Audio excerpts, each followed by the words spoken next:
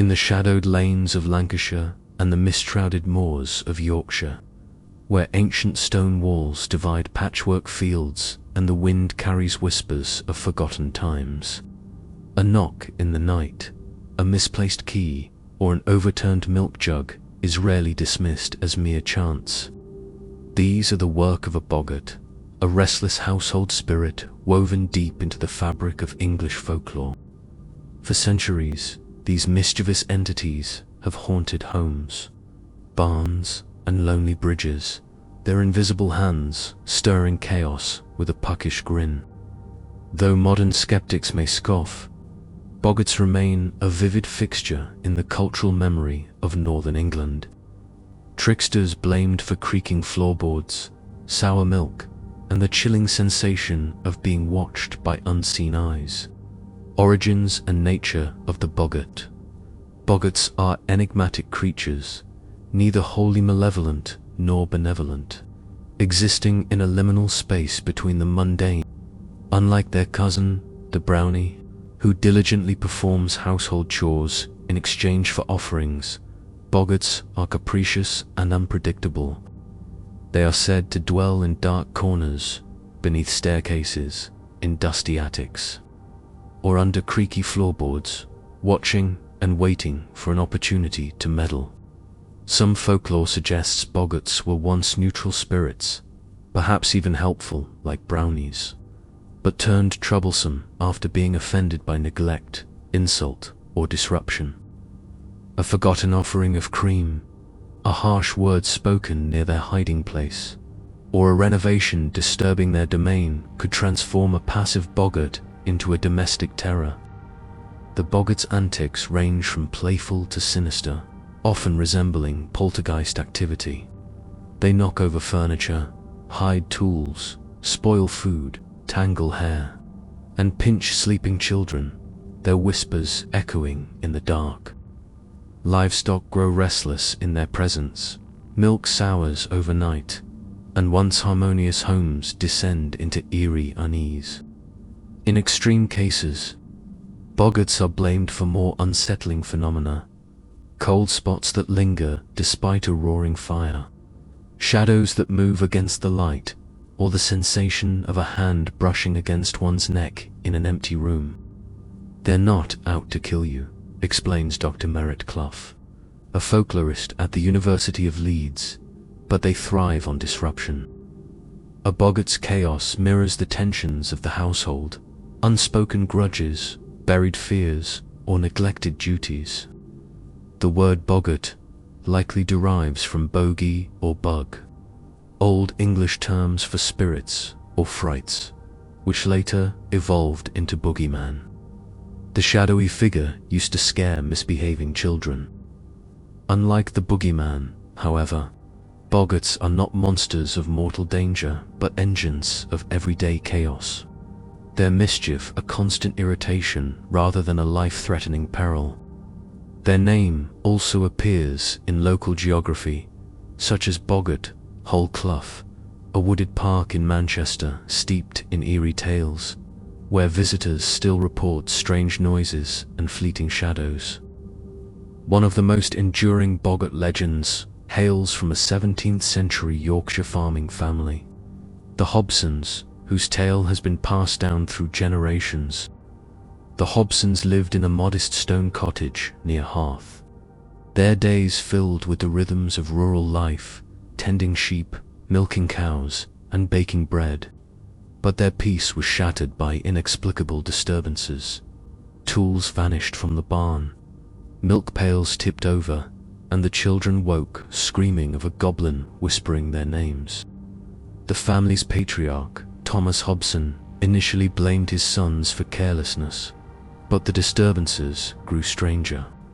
One night, the hearth fire flared violently, casting shadows that danced like mocking figures, and a low, guttural laugh echoed from the rafters. Desperate, Thomas consulted a local cunning woman, Mother Agnes, who diagnosed a boggart's presence. She advised leaving a saucer of cream by the hearth and speaking no ill of the spirit. But the Hobsons' eldest son, impatient, shouted curses at the unseen pest. The disturbances worsened. Doors slammed shut, windows rattled, and the family's prized spinning wheel was found smashed. Mother Agnes warned that the Boggart had grown spiteful, its bond to the family now unbreakable.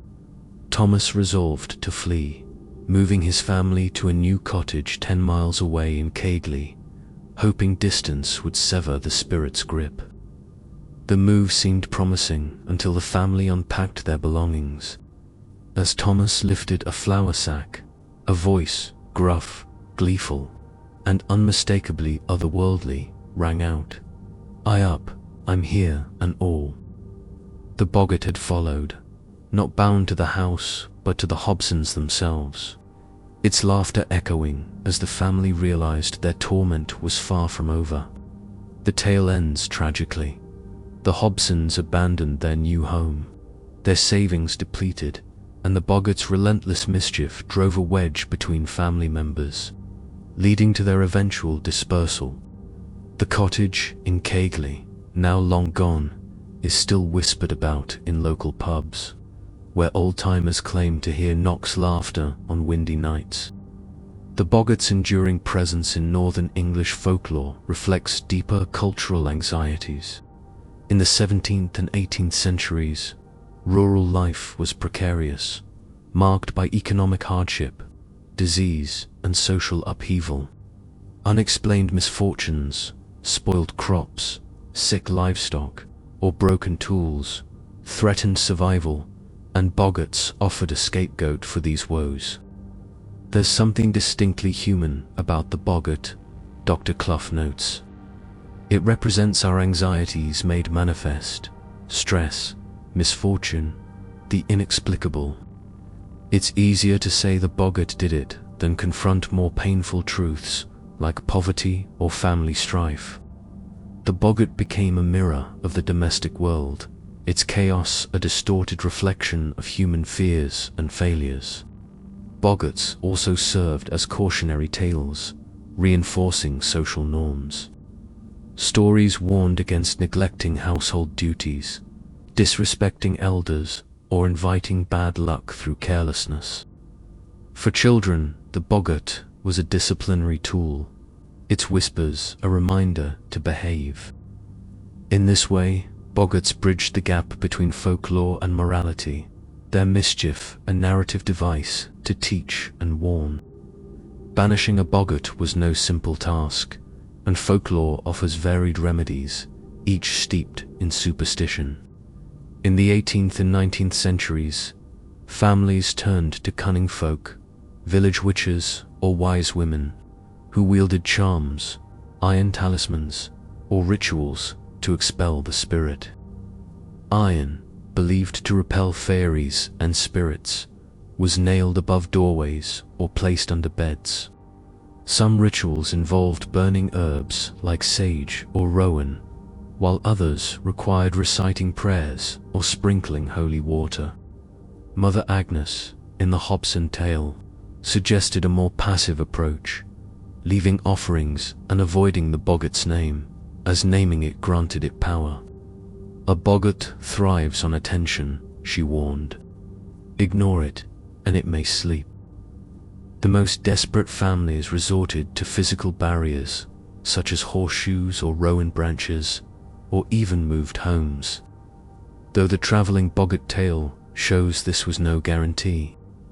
In some stories, a priest's blessing or a Bible placed open on the hearth could quiet the spirit, reflecting the Christianization of older pagan beliefs. Yet the prevailing advice was stoic endurance. Never acknowledge the Boggart, never provoke it, and never try to reason with it. "A Boggart ignored may sleep," Dr. Clough says, "but a Boggart angered. Best leave the light on." Boggarts have left an indelible mark on popular culture, their mischievous spirit resonating in modern media. J.K. Rowling reimagined Boggarts in the Harry Potter series as shapeshifters, embodying a person's worst fear. Defeated by laughter, a nod to their trickster roots, though distinct from their household origins. Horror films and ghost stories draw on Boggart-like figures, with unseen forces disrupting homes, from Poltergeist to The Conjuring. In literature, Susan Cooper's The Boggart, 1993, introduces a Canadian family plagued by a transplanted spirit, blending folklore with modern settings. In northern England, Boggarts remain a living tradition. Pubs in Lancashire and Yorkshire share tales of cellar-dwelling Boggarts, sipping ale or barns where tools rearrange themselves.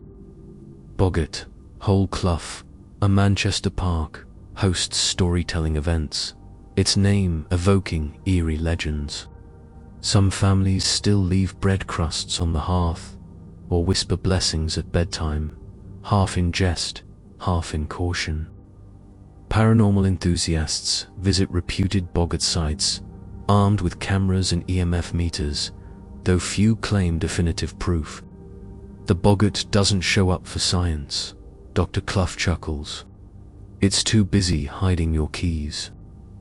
For those in Lancashire and Yorkshire, the Boggart is more than a tale. It's a reminder that homes are alive with more than family and firelight. It's the creak in the night, the chill in the air, the laughter that isn't yours. It's memory, mystery, and mischief, bound to the hearth and the heart. As winter winds howl and shadows stretch long, the Boggart waits, ever watchful, ever playful, ready to remind us that even in our safest spaces, the unseen can still stir. So, the next time your door rattles or your tea spills inexplicably, pause before you curse your clumsiness. It might just be the Boggart, chuckling from the shadows, whispering, "Eye up, I'm here and all." Many thanks for treading this tale's dark path. If its chill gripped you, like, subscribe, and comment below.